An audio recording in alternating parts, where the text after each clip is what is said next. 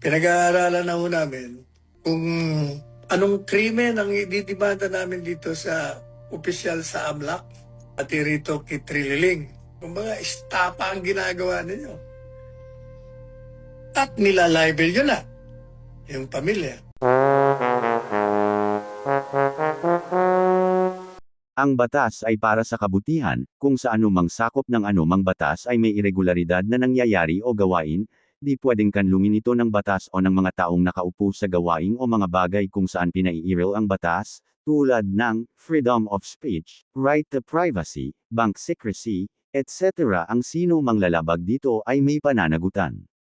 Isang makatanungan ang nagaganap lagi sa mga pag-uusig sa mga akusado, tulad ng House of Representatives. Ayon sa 1987 Philippines Constitution, ito ay may kapangyarihan gumawa ng subpoena o summon, sa akusado man o sa mga institutions na uugnay sa akusado, tulad sa mga bangko, na di pwedeng baliin ninuman, at ito'y may kaparusahan, kaya bakit mababangit pang ang formal na impeachment trial na makakapag-obliga sa pagharap ng akusado o Vice President, ay ang Senado.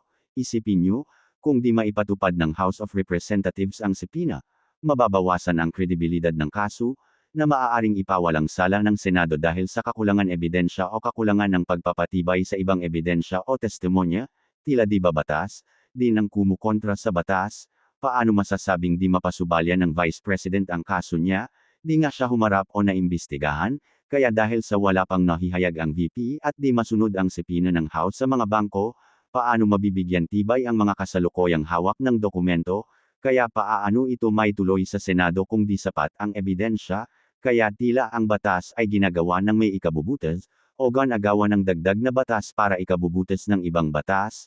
Malinaw naman sa 1987 Philippines Constitution na may karapatan magsubpoena o mag-summon ang House sa VP, sa pangalawang Pangulo, at na di dapat masuway ito.